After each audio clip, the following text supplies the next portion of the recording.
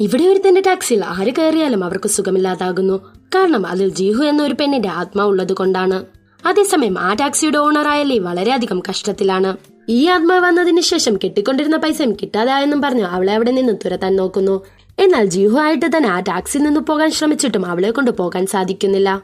ഒരു invisible force അവളെ ആ കാറിൽ തിരിച്ചെത്തിക്കുന്നു. അതേസമയം ലീക്ക് ആ ടാക്സി വിൽക്കാനും കഴിയില്ല. കാരണം അവന്റെ അമ്മ മരിക്കുന്നതിന് മുമ്പായി അവന് നൽകിയത് അതൊന്നു മാത്രമാണ്. സോ അവൻ ഇനി എന്ത് ചെയ്യുമെന്ന് ഒരു കുഴപ്പത്തിൽ നിൽക്കുമ്പോൾ ഒരു ദിവസം ജീഹു അവന് ഒരു ഐഡിയ പറഞ്ഞു കൊടുക്കുന്നു. മനുഷ്യന് ഈ ടാക്സിയിൽ കയറാൻ കഴിയുന്നില്ലെങ്കിൽ ആത്മാക്കൾക്ക് വേണ്ടി ഈ ടാക്സി ഓട്ടിച്ചൂടെ എന്ന് പറയുന്നു. ഇത് കേട്ട ലീക്കും അതൊരു നല്ല ഐഡിയ ആയിട്ട് തോന്നി. കാരണം എന്തെന്നാൽ ഇതിനു മുമ്പ് ഒരു ആത്മാവിനെ സഹായിച്ചപ്പോൾ അവനൊരു ഗോൾഡ് റിംഗ് സമ്മാനമായി കിട്ടി. സോ അതിനുശേഷം ലീയും ജിയും കൂടി ആത്മാക്കളുടെ അവസാന ആഗ്രഹം നിറവേറ്റാൻ സഹായിക്കുന്നു. അതുകൊണ്ട് തന്നെ ഓരോ ദിവസവും അവന്റെ ടാക്സി ഓടിക്കൊണ്ടേയിരുന്നു. പുറത്തുനിന്ന് നോക്കുന്നവർക്ക് അതൊരു എംപ്റ്റി ടാക്സി ആയി തോന്നിയാലും ലീക്ക് മാത്രമേ അറിയൂ അതിനകത്ത് ആളുകളുള്ള കാര്യം. അപ്പോൾ ഒരു ദിവസം ജീസു എന്നവരുത്തൻ ലിയുടെ കടം തീർക്കാനുള്ള അത്രയും പണം അവന്റെ അടുത്തുണ്ടെന്ന് പറയുന്നു. എന്നാൽ അപ്പോഴാണ് മനസ്സിലാകുന്നത് അവൻ ഒളിപ്പിച്ചു വെച്ച ചെറിയൊരു ഗോൾഡ് ബാർ താനില്ലാതെ കഷ്ടപ്പെടുന്ന തന്റെ ഭാര്യയ്ക്ക് എടുത്തു കൊടുക്കാൻ വേണ്ടിയാണ് ഇവരുടെ അടുത്ത് വന്നതെന്ന്.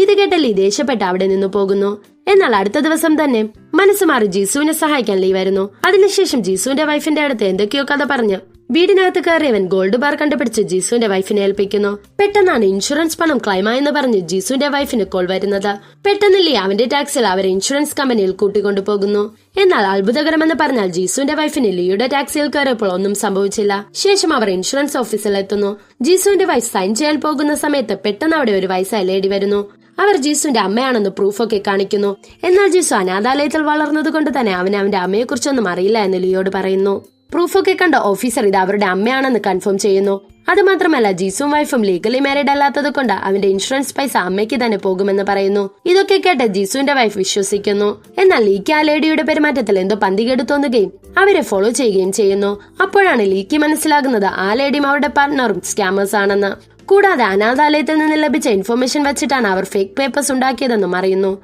അവസാന നിമിഷം ലീ അവരുടെ കള്ളക്കളി പുറത്തു കൊണ്ടുവന്ന് ജീസുവിന്റെ വൈഫിന് ആ ഇൻഷുറൻസ് പണം ലഭിക്കുന്ന രീതിയിലാക്കുന്നു. എന്റെ ഈ വീഡിയോ ഇഷ്ടമായി ലൈക്ക് ഷെയർ സബ്സ്ക്രൈബ് ചെയ്യൂ. കൂടാതെ സപ്പോർട്ട് കൂടി ചെയ്യാൻ